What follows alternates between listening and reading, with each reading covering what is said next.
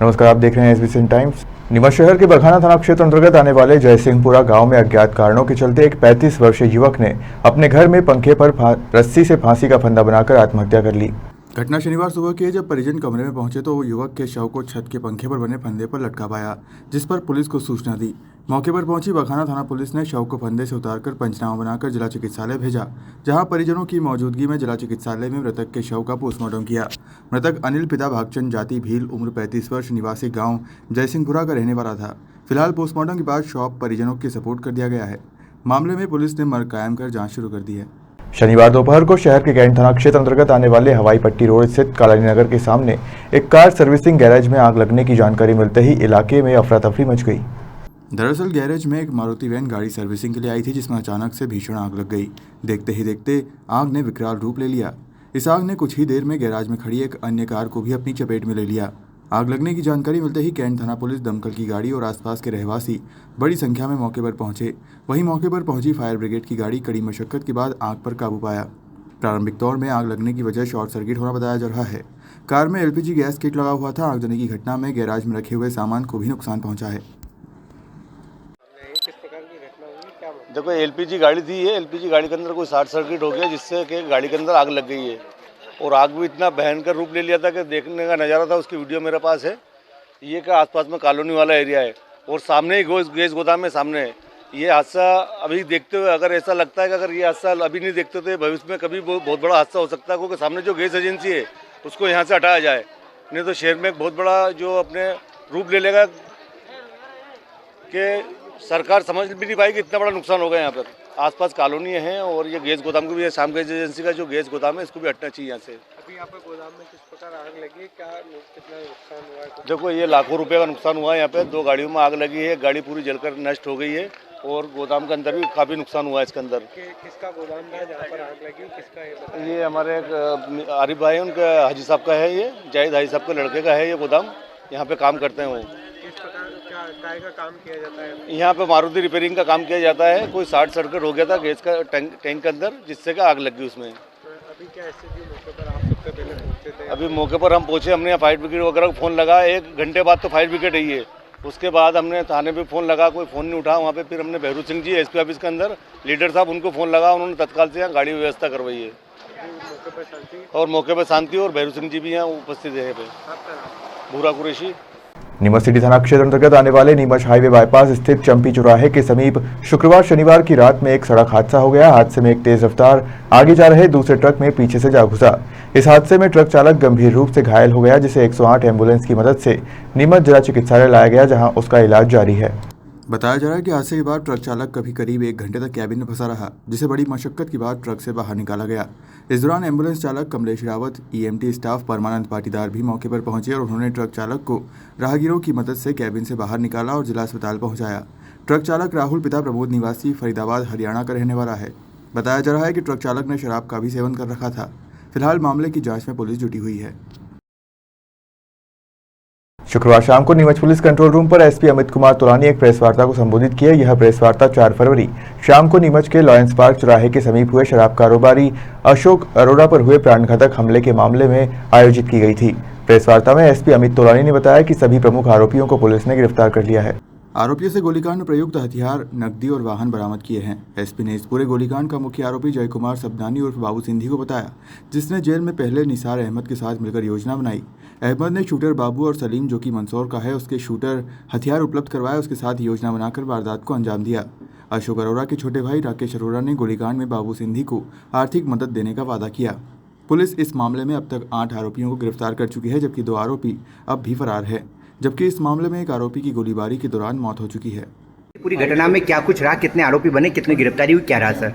आज ये जो प्रेस कॉन्फ्रेंस ऑर्गेनाइज की गई है, ये जो गोलीकांड यहाँ पर नीमच में हुआ था, उसमें पुलिस द्वारा जो 8 आरोपी थे, उन 8 के 8 आरोपी को पकड़ लेने के उपरांत ये प्रेस कॉन्फ्रेंस की गई। उन 8 आरोपियों को पकड़ने के उपरांत उनके पास जो हथियार थे उनको जब्ती की गई है, उनके पास जो गाड़ियाँ दी उसको जब्ती की गई, उनके पास जो पैसे मिले थे उनको उसको जब्ती की गई है। तो उन सबको एक तरीके का इस केस को क्लोजर मिला है एक अच्छा। इसके कारण ये प्रेस कॉन्फ्रेंस की गई। सर, घटना में कौन की गिरफ्तारी बाकी है और किस प्रकार के प्रयास किए जा रहे हैं? उद्देश्य क्या था घटना का, क्यों करी गई? घटना का उद्देश्य 3 थे। घटना का उद्देश्य पहला अपने वर्चस्व की लड़ाई, जिसमें जो आरोपी है बाबू सिंधी वो अपने आप को एक एस्टैब्लिश करना चाहता। जो उसके साथ जो शूटर्स थे वो यहाँ की ज़मीनी विवादों में खुद को एस्टैब्लिश करना चाहते थे और फिरौती के लिए अपना एक वर्चस्व एस्टैब्लिश करना चाहते थे। तीसरा, फैमिली डिस्प्यूट, वो एक एस्टैब्लिश करना चाहते। फैमिली डिस्प्यूट का जो है इसमें इम्पोर्टेंट रोल आया है, ताकि उसके कारण इस जो आरोपी हैं बाबू सिंधी और बाबू शूटर, उनको एक सपोर्ट मिला। और तीसरा, जो लक्की उर्फ अर्पित है, उसके पास काफ़ी बड़ी उधारी हो गई थी जिसको वो चुका नहीं पा रहा था, और उसकी भी कुछ ज़मीनी डिस्प्यूट्स थे जिनको वो सेटल नहीं कर पा रहा था। उसके कारण ये कुल कितने आरोपी बने इसमें और कितने की गिरफ्तारी बाकी है सर? इसमें जो मुख्य 8 आरोपी थे, जो 6 बाहर से शूटर्स आए थे और जो 2 लोग उनको लेकर आए थे, वो 8 के 8 आरोपी अरेस्ट हो गए हैं। जिन्होंने इसमें प्लानिंग करी थी, जैसे बाबू सिंधी, राकेश अरोरा और लक्की उर्फ अर्पित, इनमें से 2 अरेस्ट हो गए हैं। लक्की उर्फ अर्पित अभी भी फरार है, उनको भी जल्द अरेस्ट कर लिया जाएगा। और इसके अलावा एक आरोपी और सामने आया है जो इन शूटरों को लड़के सप्लाई करने का काम करता है, जिसका नाम है सलीम, जो कि मंदसौर का है। उसको भी जल्द हम हिरासत में ले लेंगे। ठीक है। शराब कारोबारी अशोक अरोड़ा पर 4 फरवरी शाम 4:30 बजे नीमच के लॉयंस पार्क चौराहे के समीप क्रेटा कार सवार 4 शूटरों ने प्राणघातक हमला किया था। इस दौरान हुई गोलीबारी में अशोक अरोड़ा तो बाल बाल बच गए, लेकिन अरोड़ा के सुरक्षा कर्मियों द्वारा की गई क्रॉस फायरिंग में एक हमलावर बाबू फकीर मारा गया था, जबकि कार सवार 3 अन्य हमलावर फरार होने में कामयाब रहे थे, जिनकी पुलिस लंबे समय से तलाश कर रही थी। इसी दौरान एक शूटर अकरम शाह ने कोटा न्यायालय में आत्मसमर्पण कर दिया था, जिसे बाद में नीमच पुलिस प्रोडक्शन वारंट पर लेकर आई। इस मामले में 2 और हमलावर फरार चल रहे थे। पुलिस ने उन्हें आज गिरफ्तार कर लिया है। पुलिस ने फरार चल रहे आरोपी आशिक पटेल को इंदौर जिले के गौतमपुरा से, जबकि शाहिद हुसैन को उदयपुर राजस्थान से गिरफ्तार किया। गोलीकांड के मामले में पुलिस ने अब तक 8 लोगों को गिरफ्तार किया है, जिसमें मुख्य साजिशकर्ता बाबू सिंधी उर्फ जय कुमार सबनानी, अशोक अरोड़ा का छोटा भाई राकेश अरोड़ा, मोबाइल उपलब्ध करवाने वाला नसीर अहमद, शूटर अकरम शाह, आशिक पटेल, शाहिद हुसैन, रैकी करने वाले आरोपी कल्लू और गुलफाम को गिरफ्तार किया, जबकि एक शूटर बाबू फकीर पहले ही मारा जा चुका है। शुक्रवार को संयुक्त किसान मोर्चा और सेंट्रल ट्रेड यूनियन C2 के बैनर तले राष्ट्रव्यापी हड़ताल की जा रही है। एक दिवसीय हड़ताल में जिले के 31 अलग अलग संगठनों ने भी भाग लिया। हड़ताल के माध्यम से सभी संगठनों ने किसानों, मजदूरों, कर्मचारियों से जुड़े हुए मांगों का निराकरण करने की मांग शासन से की। आज की हड़ताल में शामिल होने के लिए बड़ी संख्या में जिले के अलग अलग स्थान से विभिन्न संगठनों के प्रतिनिधि, कार्यकर्ता गांधी वाटिका पहुंचे, जहां एक सभा का आयोजन किया गया। सभा को सेंट्रल ट्रेड यूनियन के प्रदेश अध्यक्ष शैलेंद्र सिंह ठाकुर ने संबोधित किया। इस अवसर पर शैलेंद्र सिंह ठाकुर ने केंद्र व राज्य सरकार से मांग की है कि 50,000 से अधिक अफीम काश्तकारों को पुरानी पद्धति से अफीम की खेती का लाइसेंस दिया जाए, CPS पद्धति से अफीम की खेती को बंद किया जाए। आशा, आंगनबाड़ी कार्यकर्ता, रसोईया, मनरेगा सहित विभिन्न शासकीय कार्य से जुड़े हुए कर्मचारी की लंबित मांगों का जल्द निराकरण किया जाए। स्वामीनाथन आयोग की सिफारिश के अनुसार किसानों को उनकी उपज का समर्थन मूल्य दिया जाए। उन्होंने केंद्र व राज्य सरकार को पूंजीपतियों की समर्थक और किसान मजदूर कर्मचारी विरोधी सरकार बताया। वहीं गांधी वाटिका से सभा के बाद एक रैली भी निकाली गई। यह रैली शहर के विजय टॉकीज चौराहा, पुस्तक बाजार, जाजू बिल्डिंग, सराफा बाजार, घंटाघर, नया बाजार, बारादरी, फवारा चौक, टैगोर मार्ग होते हुए भारत माता चौराहे पर पहुंची, जहां कलेक्टर प्रतिनिधि तहसीलदार को महामहिम राष्ट्रपति के नाम ज्ञापन दिया। आज जो C2 की तरफ बैनर तले विरोध प्रदर्शन किया गया है, किस प्रकार की मांगे हैं, कौन कौन से संगठन शामिल है, क्या किस प्रकार का विरोध किया गया है? देखिए, जो केंद्र और राज्य की सरकार है अमीर परस्त, कारपोरेट परस्त, पूंजीपति परस्त नीतियाँ बना रही है। उससे देश की आम गरीब जनता, किसान मजदूर और छोटे व्यापारी बहुत बेहाल हैं। आज संयुक्त किसान मोर्चा और ट्रेड यूनियनों के संयुक्त मोर्चे ने पूरे देश में राष्ट्रव्यापी हड़ताल का आह्वान किया था। उसी के तारतम्य में नीमच के 31 संगठनों से जुड़े हुए 10,000 से अधिक आंगनबाड़ी कार्यकर्ता, सहायिका, आशा पर्यवेक्षक, मनरेगा मजदूर, किसान जो अफीम की खेती करते हैं और सामान्य खेती करते हैं, औद्योगिक मजदूर, मध्याह्न भोजन कर्मी, नल जल चालक सहित बहुत सारे मजदूर, 10,000 मजदूर हड़ताल पर रहे। और ये हड़ताल इसलिए है कि उनकी मिनिमम जो मांगे हैं उनको भी पूरा नहीं किया जा रहा है। हम चाहते हैं कि सरकार अमीरों के समर्थन में नीतियाँ न बनाते हुए गरीबों के समर्थन में बनाए और हर मजदूर को, हर योजना कर्मी को न्यूनतम वेतन 26,000 रुपये दिया जाए। किसानों की सभी फसलों का स्वामीनाथन आयोग की सिफारिश के अनुसार न्यूनतम समर्थन मूल्य घोषित किया जाए। अफीम किसानों को 50,000 नए पट्टे पुरानी पद्धति से दिए जाए, CPS पद्धति बंद की जाए और सभी लोगों को सामाजिक सुरक्षा दी जाए और सार्वजनिक क्षेत्र के जितने भी उपक्रम है उनका निजीकरण बंद किया जाए, और ये जो अडानी अंबानी के हित में नीतियाँ बन रही है इनको बंद किया जाए, मजदूरों के और गरीब जनता के हित में नीतियाँ बन। आज किस प्रकार विरोध प्रदर्शन किया गया? देखिए, हम लोगों ने यहाँ सबसे पहले गांधी वाटिका में एक सभा की है, और उसके बाद शहर के प्रमुख मार्गों से रैली निकाल के यहाँ प्रधानमंत्री और मुख्यमंत्री के नाम तहसीलदार जी को ज्ञापन दिया है। आध्यात्म योगी आचार्य शिरोमणि परम पूज्य श्री 108 विशुद्ध सागर जी महाराज का शनिवार को मंदसौर नगर में भव्य मंगल प्रवेश हुआ। सकल दिगंबर जैन समाज के अध्यक्ष आदिश जैन ने बताया कि आचार्य श्री विशुद्ध सागर जी महाराज वही पार्श्वनाथ चौपाटी से विहार कर शनिवार को प्रातः 9 बजे मंदसौर नगर में प्रवेश किए। शहर के राम टेकरी कॉर्नर से गाजे बाजे के साथ चल समारोह के साथ आचार्य श्री हीरा की बगीची अग्रवाल धर्मशाला पहुंचे, जहां आयोजित धर्मसभा में आचार्य श्री के प्रवचन हुए। इस दौरान दीक्षार्थी श्री चंद्रेश जैन ललितपुर, दीक्षार्थी श्री रविंद्र जैन मेहरौली, दीक्षार्थी श्री दिनेश जैन लालघाटी भोपाल की गोद भराई का कार्यक्रम भी आयोजित हुआ।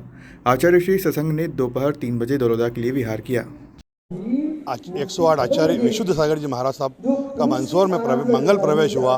इससे मंदसौर समाज बहुत ही गदगद है और आनंद है, और महाराज जी का बहुत अल्प समय मिला, फिर भी सौभाग्य है अपना हमारा कि कम से कम महाराज जी ने हमें प्रवचन का समय दिया, क्योंकि महाराज जी का रतलाम शहर में पंचकल्याण प्रतिष्ठा कार्यक्रम है। महाराज जी नित्य नियम 15 किलोमीटर सुबह और 15 किलोमीटर लगभग शाम को चल रहा है। यहाँ से कहाँ जा रहे हैं? अभी महाराज जी यहाँ से शाम का विश्राम रतलाम है और अपना दलोदा है, और दलोदा से कल सुबह फिर विहार करके आगे के रतलाम की तरफ विहार होगा।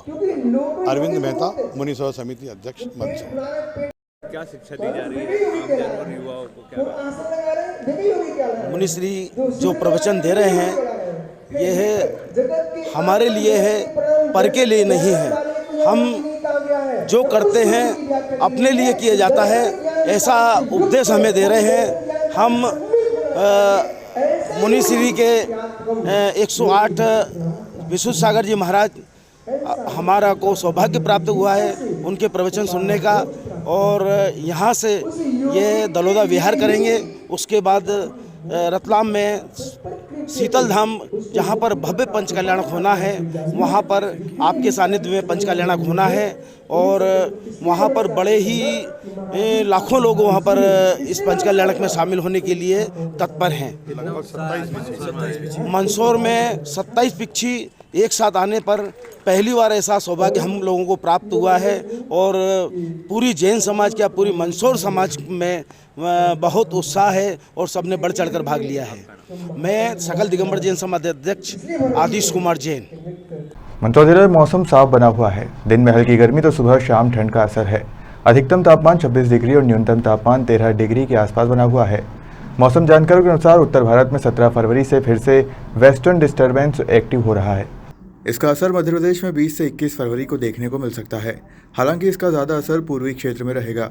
मौसम विज्ञान केंद्र भोपाल के वैज्ञानिक अशफाक हुसैन ने बताया कि सेंट्रल छत्तीसगढ़ के ऊपर साइक्लोनिक सर्कुलेशन बना है, वहीं ट्रफ लाइन गुजर रही है।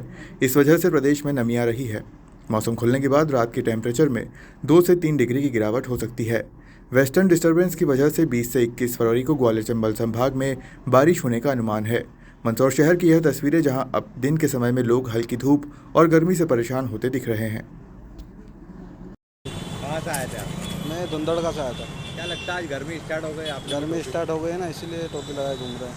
क्या लगता है लोगों को टोपी पहननी चाहिए, कपड़ा पहननी चाहिए ना, कपड़ा लगा गर्मी एकदम बढ़ गई है। हाँ, अचानक क्या बीमारी का खतरा भी हो सकता है? जी बिल्कुल। क्या नाम है आपका? राम प्रसाद मालवी।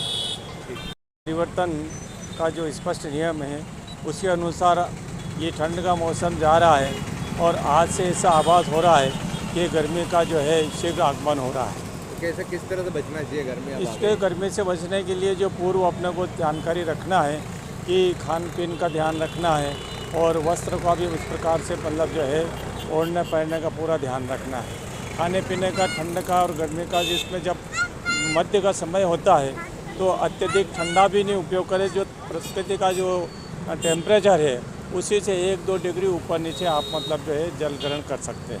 क्या नाम है आपका? अंबालाल चंद्रावत नाम है। फिलहाल खबरों में सिर्फ इतना ही। आप देखते रहिए SBCN टाइम्स।